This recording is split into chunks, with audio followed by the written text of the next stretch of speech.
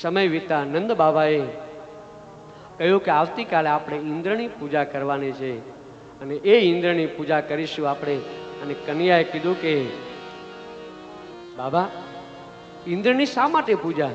તો કે ઇન્દ્ર આપણને વરસાદ આપે અને વરસાદથી આ અનાજ પાકે, અનાજથી આપણા બધાનું પોષણ થાય.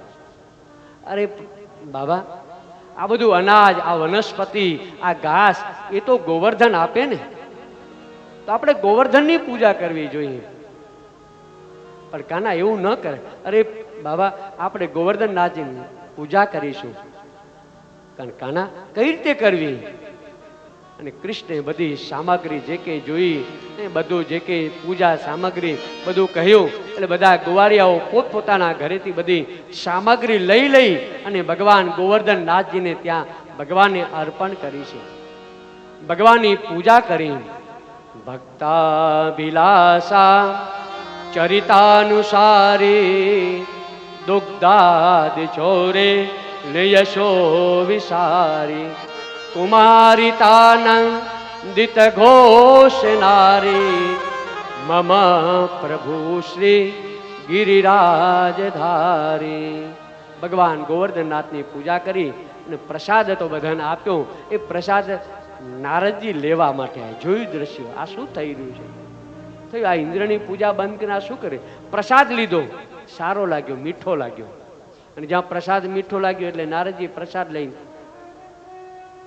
ઇન્દ્રપુરમાં ઇન્દ્ર જોડે, એમ આપણે સત્યનારાયણની કથામાં એક પડીઓ જાપટી જાય બીજો ઘરે લઈ જાય ને, મીઠો લાગે એટલે. નારદજી પ્રસાદ લઈને ઇન્દ્રને આપ્યો, ઇન્દ્ર લીધો, મીઠો લાગ્યો. અરે નારદજી બહુ સારો છે આવો પ્રસાદ, હજી આપો ને. નારદજી કે આ પ્રસાદ શેનો છે તે પૂછ્યું નહીં. ક્યાંથી હું લાવ્યો એ તો ભૂલી ગયો. ક્યાંથી લાયા નારદજી? તો કે ઇન્દ્ર તને ખબર નથી તારી પૂજા કરવાનું.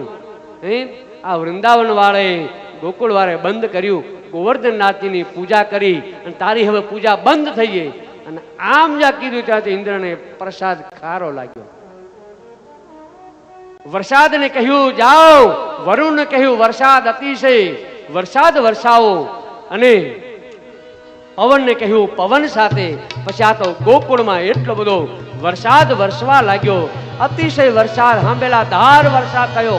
આખું ગોકુળ મથુરા બધું જલબંબાકાર થઈ ગયું. અને બધા જ કન્યાને કહેવા લાગ્યા, કન્યા ના પાડી હતી ને, આ ઇન્દ્ર આપણા ઉપર કોપાયમાન થયો છે, ક્રોધાયમાન થયો છે. હવે હે કૃષ્ણ હવે તું જ કંઈક કર. અને એ જ વખતે ભગવાન કૃષ્ણએ, ભગવાન ઠાકોરજીએ ભગવાનને ટચલી આંગળી દ્વારા ગોવર્ધનનાથને ધારણ કર્યો.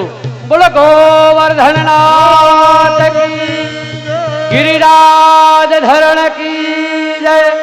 અને પછી તો એટલો બધો વરસાદ ખૂબ. પછી તો ઇન્દ્રને એમ થયું કે મારી ભૂલ થઈ. અને ઇન્દ્ર આવી અને ભગવાનની સ્તુતિ કરી. સંતો એમ કે ભગવાને હાથથી ગોવર્ધનને ઉપાડ્યો. કારણ બધી જ ઇન્દ્રિયોના અલગ અલગ દેવતાઓ છે. બુદ્ધિના દેવતા બ્રહ્મા છે, આંખના દેવતા સૂર્ય છે, એમ આ હાથના દેવતા ઇન્દ્ર છે. એટલે ઇન્દ્રને જ આજ્ઞા કરી કે તું ગોવર્ધન ઉપાડ.